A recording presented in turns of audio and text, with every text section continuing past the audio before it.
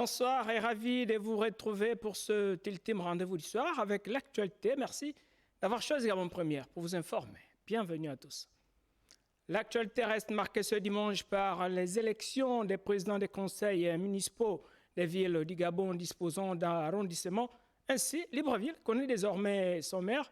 L'île, la capitale gabonaise, a été élue par 147 voix. Evar Bandi Bitake et Juste Djana reviennent sur les temps forts de cette élection.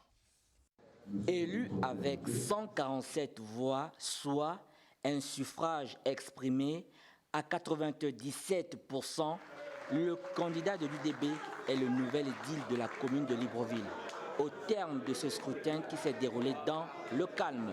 Suffisamment heureux pour remercier tout d'abord le Très-Haut qui a permis à ce que je sois retenu et élu. Remercier également M. le Président de la République qui a fait un choix. Il a décidé de porter son choix en ma modeste personne et nous sortons du vote. Les collègues conseillers municipaux ont tous voté en ma faveur et je remercie également l'ensemble de mes conseillers. Appréciée à sa juste valeur, cette élection marque un véritable changement dans la 5e République. Nous avons une ville qui a besoin d'être traitée avec dignité. J'entends par dignité, c'est-à-dire qu'on doit lui redonner ses lettres de noblesse en termes de propreté, en termes de gestion de ressources, en termes de gestion de ressources humaines de manière transversale. On devrait pouvoir relever un tout petit peu le niveau pour que l'image de la municipalité de Libreville soit davantage rehaussée.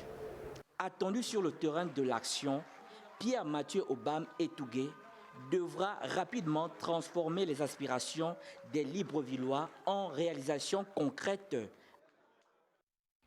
Après cette élection du maire de Libreville, nos reporters ont baladé leur micro pour recueillir les avis des Librevillois à ce sujet. On regarde. Vous savez pas qu'aujourd'hui il doit y avoir élection de maire? Non. Alors, est-ce que vous avez des attentes que vous voulez adresser au nouveau maire?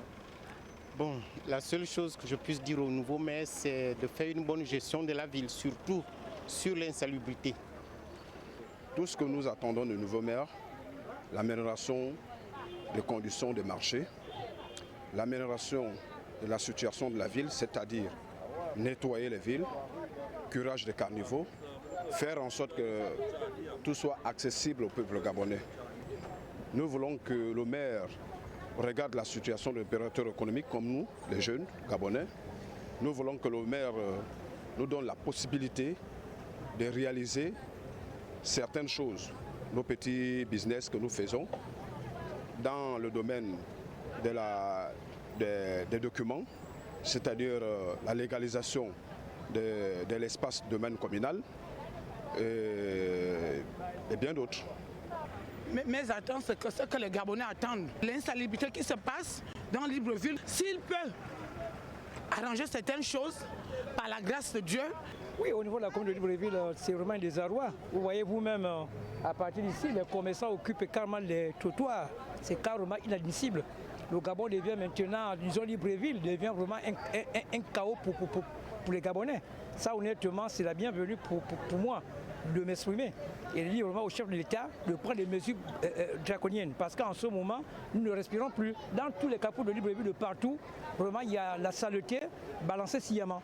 Donc si le nouveau maire peut vraiment prendre vraiment ce courage de commencer à enlever vraiment ce commerce illicite qui existe à Libreville.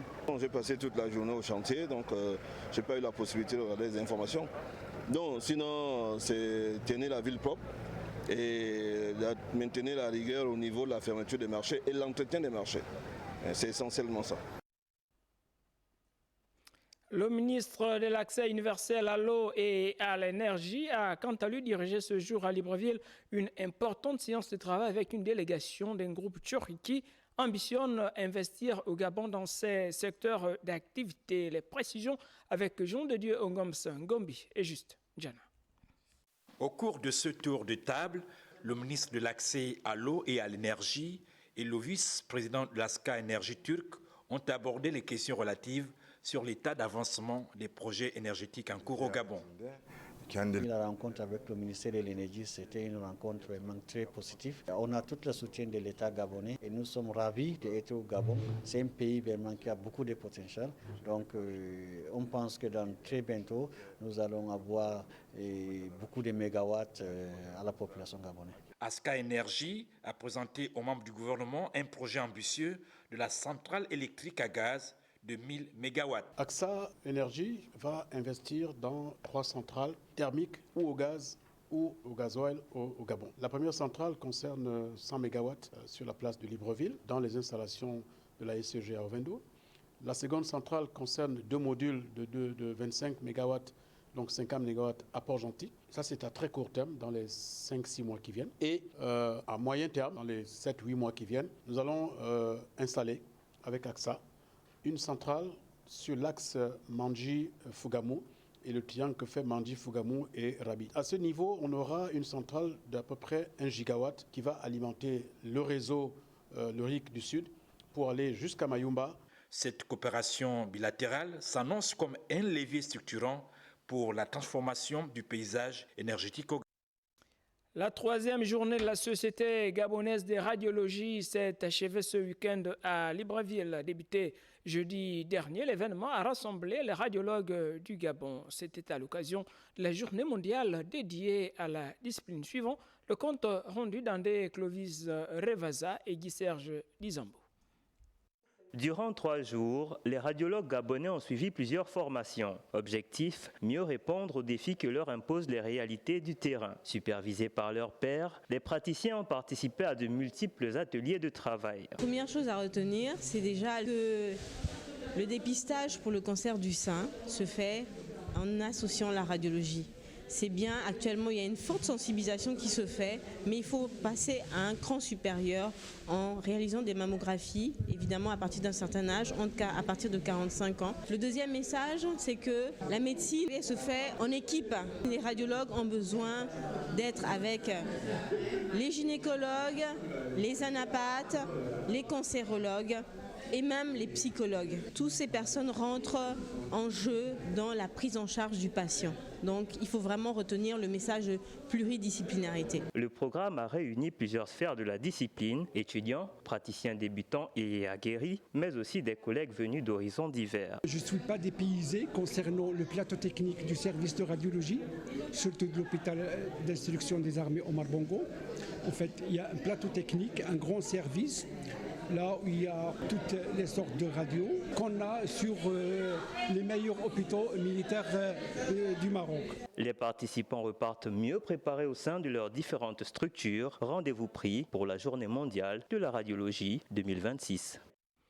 Restons dans le volet santé. L'ONG Les Gardiens des Destinées a procédé au lancement de la 2e édition de la caravane médicale à Ovendo. Elle est placée sous le thème « La santé et le bien-être de la femme en 3D ». Plusieurs activités ont meublé cette journée médicale qui visait à offrir aux populations vulnérables des soins de qualité. Reportage Ingrid Bijumombo, Michel John Boudegan et Branly Timba.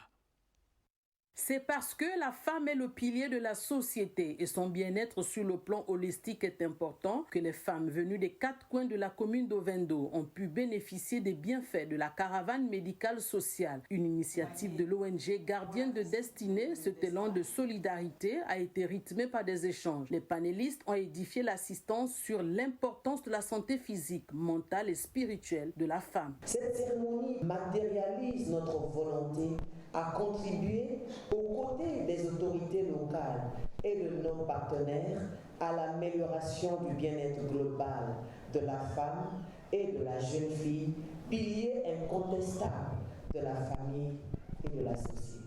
Rehaussé par la présence des représentants des ministères de la Femme et des Affaires sociales qui ont salué l'initiative. Ce type de collaboration entre une organisation de la société civile porteuse d'une vision humanitaire forte et la mairie actrice de la proximité et du service public est essentiel. Cette campagne et avant tout la vôtre. Elle nous invite à prendre soin de notre santé, à renforcer votre confiance et à jouer pleinement votre rôle dans la société. L'ONG chrétienne qui œuvre pour la restauration des valeurs, l'autonomisation, la socialisation, a également offert des consultations médicales, distribution des kits alimentaires, entre autres. De leur côté, les responsables chargés de la conception et la construction du boulevard La Transition à Libreville étaient à conclave avec leurs équipes techniques au menu des échanges, les derniers ajustements à opérer pour garantir la livraison du chantier dans les délais impartis. Le point avec Georges Kombela et Jean-Pierre Moussouami de Timboué. Quelques jours après la rencontre avec le vice-premier ministre Alexandre Barrot-Chambry, en présence du ministre des Travaux publics, les responsables de l'entreprise en charge de la conception et de la réalisation du boulevard de la Transition se sont retrouvés à leur siège au centre-ville. Ils affinent les derniers ajustements pour livrer cette infrastructure stratégique. Notre plus grand souhait, c'est qu'on termine ce chantier pour des festivités de 17 août et qu'on pourra défiler sur notre boulevard de la Transition. Un projet d'envergure voulu par le chef de l'État prescripteur Oligui Nguema qui vise à fluidifier la circulation et améliorer le cadre de vie des usagers. Long de près de 3 km, cette voie reliera le ministère des Affaires étrangères à la voie express. Elle sera aménagée en 2 fois 3 voies avec un revêtement en béton bitumineux de 7 cm d'épaisseur et d'une dalle en béton de 15 cm. Entre le feu rouge Jean Eboli et l'université Omar Bongo, il y a 6 stations de bus. Quelqu'un qui va venir visiter, il ne doit pas marcher plus de 500 mètres à pied. Donc vous avez les piétons, les vélos, les voies spéciales pour le bus, les voies pour les voitures, les voies pour les taxis et les voies pour les tramways. L'entreprise de G, créée en 2003, en partenariat avec Soko TPE, a déjà contribué à plusieurs réalisations majeures du pays, notamment le stade de Franceville et le village olympique de Massoukou, entre autres infrastructures. C'est dans une atmosphère empreinte de fierté et d'émotion que la communauté gabonaise d'Afrique du Sud s'est réunie autour du haut-commissaire en charge de la mission consulaire gabonaise dans ce pays. Ils ont célébré l'excellence académique des 2 de leurs membres. Une cérémonie dédiée à l'honneur de Shirley Ankani et Renaldi Beyeme, tous deux désormais titulaires d'un doctorat obtenu dans de prestigieuses universités sud-africaines. Le déroulement de cette célébration avec Sheila Mebale et Branly Timba.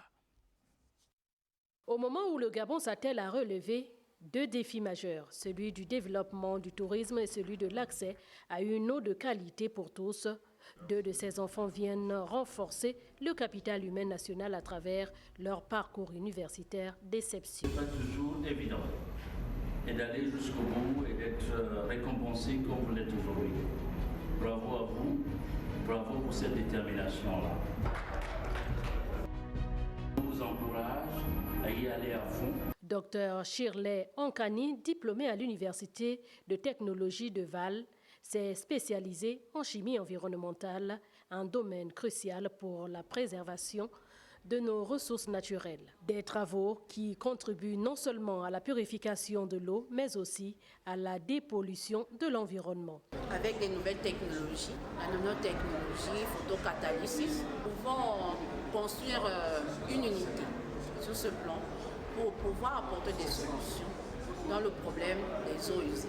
J'offre mon expertise pour pouvoir apporter, rehausser mon pays, le Gabon. De son côté, Renaldi Beyem, diplômé de l'Université de Johannesburg, a obtenu un doctorat en management du tourisme. Ses recherches mettent en lumière les enjeux et les opportunités du développement touristique au Gabon. Les recherches, c'était l'importance du parc national d'Akanda, donc au Gabon, pour le développement du tourisme. Et ensuite, j'ai continué en PhD, où j'ai analysé l'écosystème entrepreneurial des parcs nationaux au niveau du Gabon et au niveau de l'Afrique du Sud. Donc, je suis une valeur sûre dans le domaine du tourisme. Aujourd'hui, je suis prêt à me mettre à disposition le développement de l'écotourisme du Gabon. À travers cette double célébration, la communauté gabonaise d'Afrique du Sud a voulu saluer l'effort, la persévérance et l'excellence de ces deux compatriotes qui symbolisent la réussite et la contribution intellectuelle du Gabon à l'étranger. Entre sciences et management, Shirley Onkani et Renaldi Beyem tracent la voie d'un Gabon tourné vers l'innovation, le savoir et le progrès. Un exemple inspirant pour toute une génération, une fierté partagée pour la diaspora gabonaise d'Afrique du Sud. Restons dans le secteur de la recherche pour parler du déroulement des soutenances de thèses de doctorat à l'université Omar Bongo de Libreville. L'un des impétrants a axé ses travaux sur la problématique du chômage au Gabon. Le compte rendu avec Gaël Mbimba Okoko et Aristide Imbomo. Au terme d'une soutenance qui a duré 3 heures, Éric Ondomenier a été élevé au grade de docteur avec la mention « Très bien ».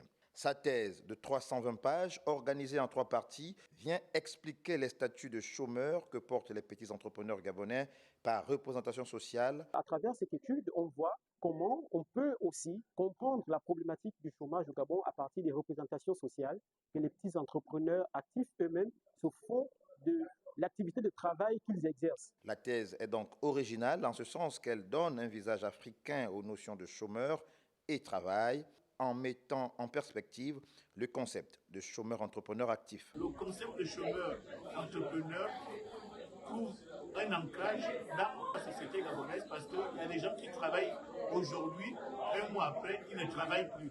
Ils retrouvent l'emploi. Le caractère transversal de ce travail, soutenu en sociologie, a également contribué à séduire le jury. Nous sortons des thématiques qui se rapportent à d'autres contextes pour rentrer véritablement dans un schéma qui est authentique, qui nous interpelle et qui voudrait que nous cherchions nous-mêmes les moyens de développer notre économie. Les autorités en charge du travail au Gabon ont ici un outil d'aide à la décision sur la question de reconnaissance de cette catégorie de personnes actives, mais aussi pour l'organisation et l'encadrement de ce secteur économique propre aux pays africains. La Fédération gabonaise des cartes d'eau et arts martiaux affinitaires a organisé un stage technique dirigé par Maître Serge Ngwang au gymnase de l'UMI de Libreville, des instants ponctués aussi par l'élévation en grade des anciens et jeunes pratiquants. Georges Alex Ibada Abdoul El-Riche Boissa. Fini la vallée des larmes avec des années de galère dans le karaté-do gabonais. La nouvelle dynamique impulsée par le bureau exécutif conduit par Maître Pamphile Youmo Andimi met en relief des stages réguliers pour profiler les combattants aux compétitions domestiques et exogènes.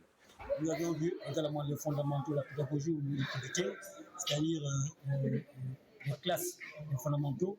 Donc nous avons vu certaines notions telles que Sénocène, Kainocène, Gonocène et Sénocène. 53 ans révolus, une motivation supplémentaire dans ce rendez-vous du donner et du recevoir pour le maître Serge Ngwang, qui n'a ménagé aucun effort pour transmettre des connaissances pointues et laguer les déchets et autres rugosités techniques. Le bureau fédéral saisit cette opportunité pour élever en grade certains pratiquants assidus, rompus à la tâche dans des engagements sincères.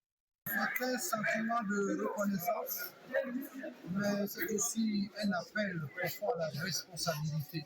La responsabilité parce que nous avons une mission de continuer à enseigner le peu qu'on a reçu de nous-mêmes. Rien n'est laissé au hasard pour relayer les enseignements reçus dans les différents clubs, associations affiliées à la Fédération gabonaise de karaté-do et arts martiaux affinitaires. En football, vous le savez certainement, l'AS Mangasport de Mwanda et son coach se sont séparés à l'amiable.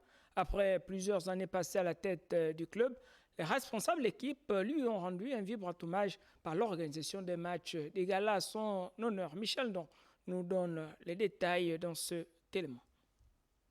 Une page se tourne pour Mangasport de Mwanda. Le coach Johnny Kevin a reçu sa dernière d'honneur lors d'une cérémonie empreinte d'émotion, marquant sa séparation à l'amiable avec le club. Joueurs, encadreurs, amis et connaissances étaient nombreux à lui rendre un hommage mérité pour son travail et son dévouement. Pour quitter Manga Sport.